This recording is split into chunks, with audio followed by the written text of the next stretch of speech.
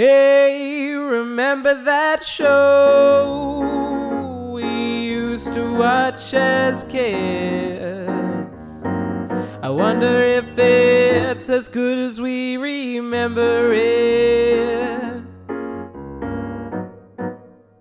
Hey, Kickers here, and yes, things do look a bit different, but I decided cartoon reviews needed someone a little more toony, so here we are, and here's the legend of Frosty the Snowman, which is the most recent of the Frosty films to date, and picking up the idea that began with the 1995 film, Frosty Returns. Like in that one, our frozen treat is a bit of a spirit of freedom, blowing into town to free the youth from the trappings of conformity and boredom. A bit like Mary Poppins, but made of snow. Set in the town of Evergreen, a suburb straight out of Pleasantville, with even the sun and flowers stuck in a strict schedule.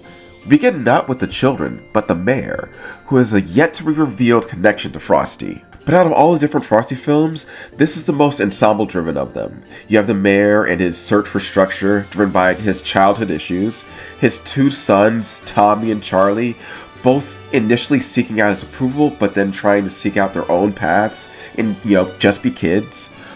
Walter, the timid shut-in, who is the first to go on a journey with Frosty and becomes obsessed with the snowman. Sarah, the overachieving girl, being forced into a mold that her mother wants for her, and yet yearns to be something more of herself. And our villain, the conniving Principal Pankley, manipulating everything to his own ends. From top-drawer animation, I have to say the style was something that certainly took a bit of getting used to. With the giant heads and the strangely proportioned limbs, the movements of everything looked just a bit off. Obviously, it was a made-for-TV film, and that comes across like an episode of like a mid-budget special, which is basically what it is. Airing originally as a holiday treat on Cartoon Network from 2005 to 2011.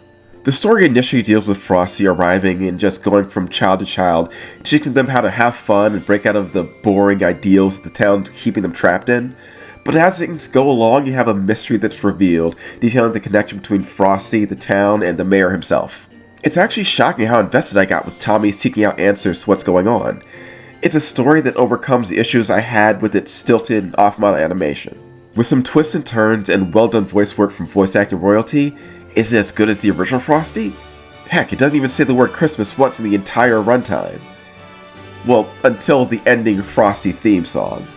And while it does try to have a connection with the original with some shared names and designs, it's really a fully unique and original story that stands on its own. I'd say give it a shot on your holiday rotation. Well, this is Keckers, and the holiday reviews will keep on coming. Hope you like this new format, and you'll be seeing a lot more of it in the future. Until next time, later taters.